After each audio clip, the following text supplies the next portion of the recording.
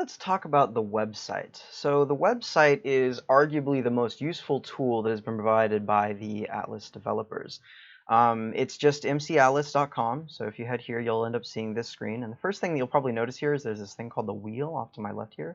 Now I've already spun this, right? But you can end up spinning this once a day if you're logged into your Minecraft account.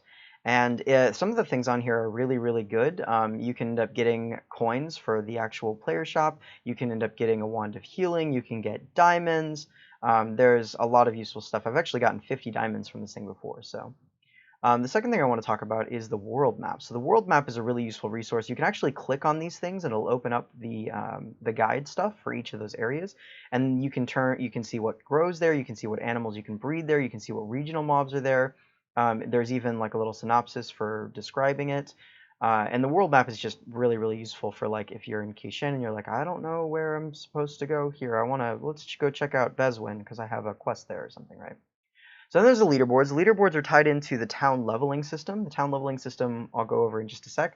But basically, yeah, each of these categories shows you the leaderboards in various places. So oftentimes a nation will specialize in something specific. So if I go to like culture, you can see that Mezel is by and far the cooks of the world.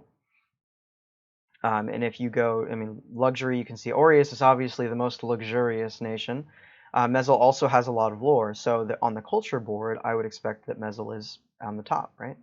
And if I go to like technology, you can see that Circle Line is extremely good in alchemy. So if you ever wanted to buy potions, they'd probably be the people to talk to. And so yeah, these are just the leaderboards that show you like what nations do what. So if you're wondering like who should I join, this is a good guide to take a look at and use. Then you have the actual guide itself. This is kind of like the onboard wiki. There is a wiki as well, but like it's the same thing, so just using this would make more sense. And you can access the same things that I was talking about earlier here. So you can go to the Timberlands and you can see, oh, these are the things that grow or can be bred in the Timberlands. You can go to skills and you can see, like if I go to smeltery here, you can see a synopsis of what smeltery is and how it works, and also the note of like how smeltery recipes are meant to be unlisted and you're supposed to discover them yourselves.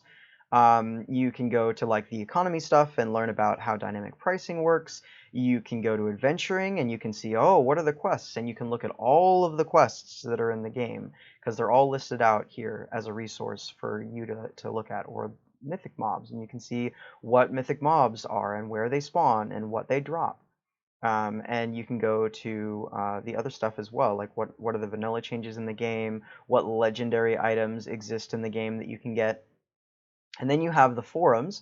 The forums are useful for being able to check out whatever new stuff is coming out, or if you want to post suggestions, or if you want to post about a bug that you found. They're also useful for the lore leaderboard.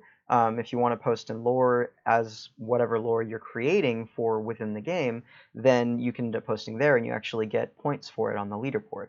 I don't know if that gives you town levels or not. It might, but I don't know. Anyway, so yeah, I mean that's a lot of the resources here that you can end up using from the website. There's also the player shop. Most of the player shop stuff is not tangible like in-game bonuses though. Like you can buy magic wings that make you look cool, or trails, or you can add things to items, but it's not like a big like mechanical advantage or anything. But the real cool thing is actually the nation list. So the nation list has a lot of useful tools. One of the major tools that it has is that it can show you the log for coffers, right?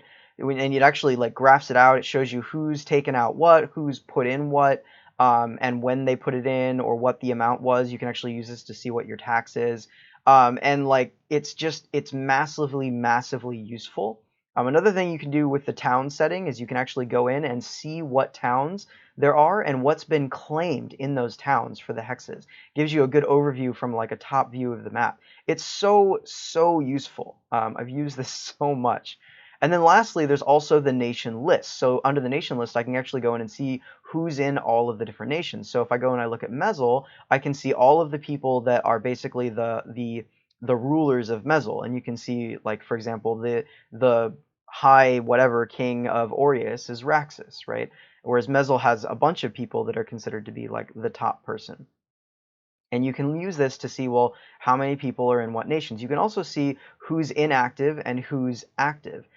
So if the names are grayed out, that means they haven't been on for a few days. But if they're not grayed out than they have been. So those are all really, really useful things about the website. And I highly recommend making use of all of these resources because it can be really, really easy and useful to know or to want to know, like whatever it is that it can give you. So anyway, I hope this was useful. I hope you enjoyed it, and hopefully I'll see you on Atlas.